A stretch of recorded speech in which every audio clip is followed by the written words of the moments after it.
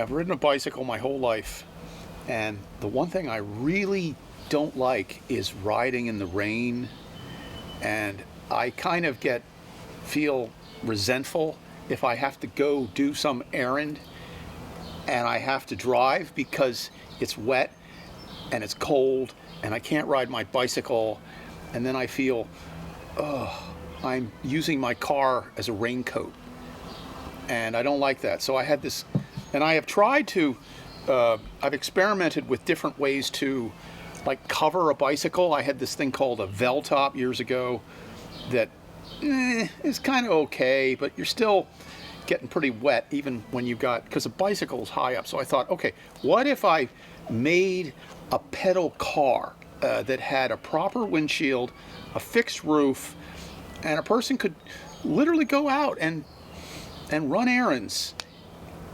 pedaling and not getting into your car and with all the, I mean, I don't think we really understand how horrible automobiles are. You know, we've grown up with them.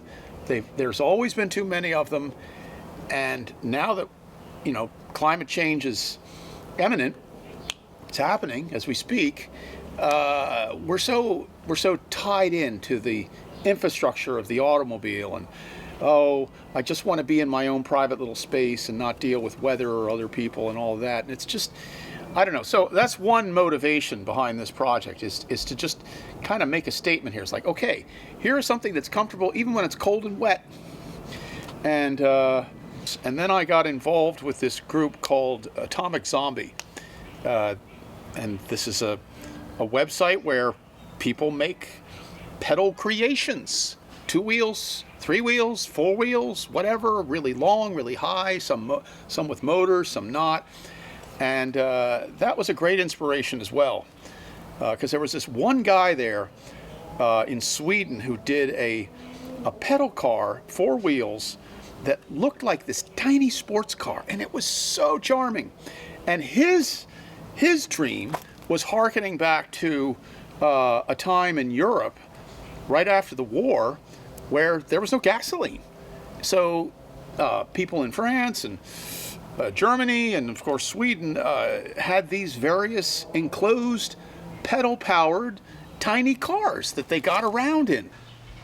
I've rebuilt the spindles here. I just welded this up last weekend, put this on here, and these are the new wheels. There's a rotor mount here, so now it will sit here. There'll be brakes here, and we'll see what happens. You know, whatever your art is, you know, whether you're writing poems or doing pottery or knitting textiles, whatever it is, I think the mental health aspect of this creative activity is perhaps not as apparent as it might be. I mean, people just say, oh, you're so creative. Oh, that's pretty. That's nice. Oh, that must be fun. Yes, it is all of those things. But, you know, the project has to be, at least for me, challenging enough that it takes my mind off of all this other stuff that I really can't deal with. It's just too upsetting. And this is the side. This is actually the drivetrain right here. So the way that works is up here we have an electric motor. This is a Bafang system. It's the same I have on my cargo bike. So when I pedal, this motor is triggered and gives assist to this chain. So that comes back here. If you want to get down a little lower, you can see it better. So the chain comes back here and ties into this freewheel, and then this axle transfers that drive out to this freewheel, which in turn drives this wheel back here. You know, the very first time I got the cranks to drive the rear wheel, that was this big moment, you know, or the very first time I had a rolling chassis. This was, my brake was an old broomstick that I dragged on the ground. I was steering with a piece of electrical tubing. I mean, it was literally just a seat and a chassis plus the cranks. And the very first time I had it out, at Halloween. It's a very big moment. I am rolling down the street on this creation that I've made and designed. So I don't know. It's empowering. I've had to learn the hard way that just because something works on the workbench doesn't mean a damn thing until you actually get it out on the road and try it with, the full weight and power on the thing. Because this was another thing. The original design had a singular chain that came back here to an axle that was actually welded onto the hubs of the wheels. And that was an incredible thing to make. It never worked right. The wheels were wobbling. You don't realize until you do something like this what an amazing device a bicycle is. Any bicycle, not something really fancy. I mean, it's just the cheapest Walmart bike you could find is itself an astounding creation. And again, it's something that you don't really think about it. But when you go to put something like this together, you realize, wow, the steering has to be just so, and the weight of yourself on the bike has to be sort of evenly distributed between the front and the back, and the cables have to squeeze, but not squeeze too hard, and the wheels, they have to roll, and of course, the very phenomenon of being on two wheels is rather magical. I mean, you can explain it in scientific terms, but I don't think that diminishes the miracle of. I mean, try to imagine having never seen a bicycle, and then suddenly there's this guy coming down the street, and look, how does he stay up? How is this even possible? He must be a magician. So that's the thing. But of course, when you go ahead and try to fabricate some of this stuff, you're gonna do it badly. So I've had wheels fly off when I had a accident a while back. It was just a bad weld. I had a whole series of chains breaking on me and brake failures, and and every time the failure happens, it just, I don't know, it's not discouraging.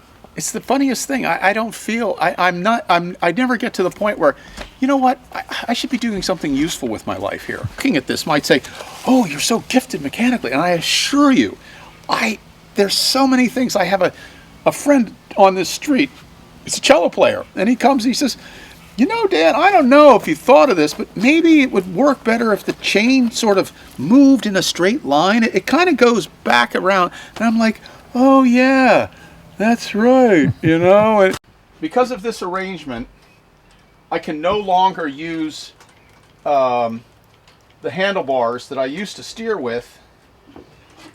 So just this morning, I put together, this is kind of a prototype of the new steering system. I don't know if I like it yet. I haven't even had it on the road.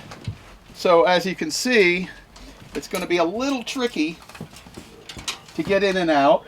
By doing this project, it not only makes me much more appreciative of just everyday, really ordinary things that are in our lives, not just bicycles, but can openers. And I mean, imagine an automobile. Imagine the thousands of tiny little machines that go into an automobile. We don't think about it. We just get in, drive, go, whatever. More traffic. We don't fully appreciate the everyday miracle of the technology that's around us. And it's also given me a tremendous appreciation for other people who got us to this point, such as the Wright brothers. Now, I do not compare myself to the Wright brothers. Let's just get that out of the way. But those guys, man, they were doing this on a shoestring. If I get nothing else from this project, it really makes me appreciate just the amazingness of very simple things. I don't need to look at a smartphone to be amazed, okay? People say, oh, the amazing smartphones. Like, how about a pencil? Huh? A ballpoint pen. Those are also amazing. Typewriters. You're going to see him go down the ramp? Yes. Yes, you will see me going down the ramp. That is not as amazing as you may think it is. This is so exciting. Well, I want to see it go up the ramp. yes. Yes, it can also go up the ramp. Going well. Okay. Wow. I'm going to take a fair amount of power.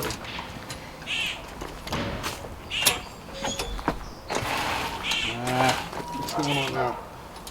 Not on terra firma here. All right. You know what? This is embarrassing. And it got my public is watching, expecting some miracle to happen. No, we're just looking at in process. I don't know. We look forward to the next viewing. I don't know. It's improvisation. We had talked about failure earlier. Oh, golly. No, I'm just saying it's. I must be a glutton for it or something. But right now the problem is I'm not on the ground. My driving wheel is not. You want to push me a little bit? Yeah. I seem to be on a high spot here. There we go. There we go. Wow. There we go. Keep pushing me.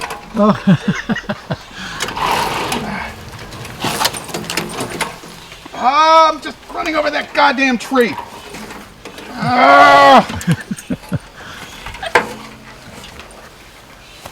I don't know. Try so hard not to hit that tree. I don't know. This. I don't know. This whole thing is really not happening. Look at it. It's just.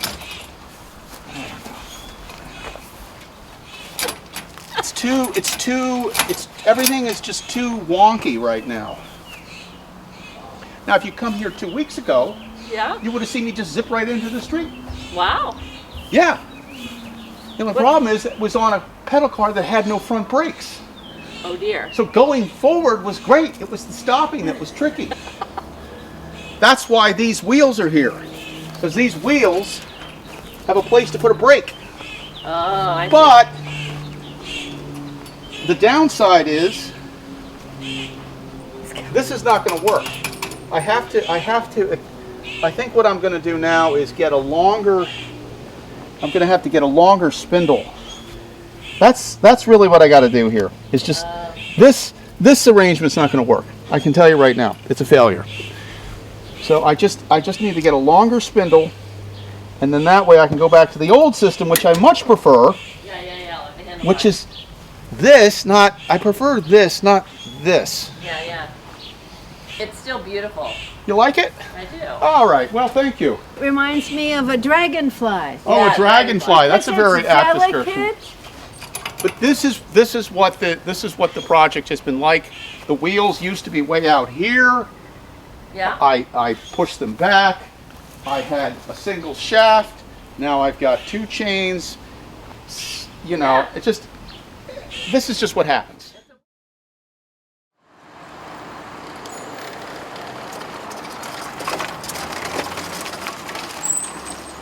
Okay, so I finally got the steering working. I got my brakes in the front doing what they're supposed to.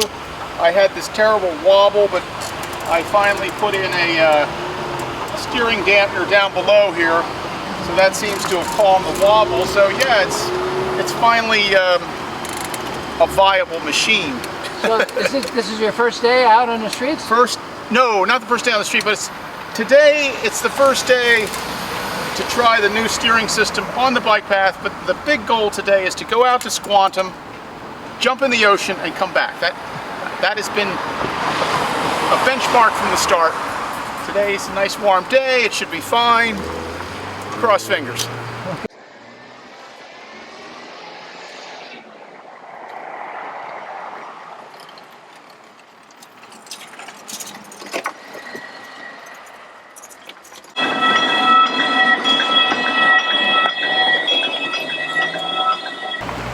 At this moment, my biggest anxiety is just, being seen.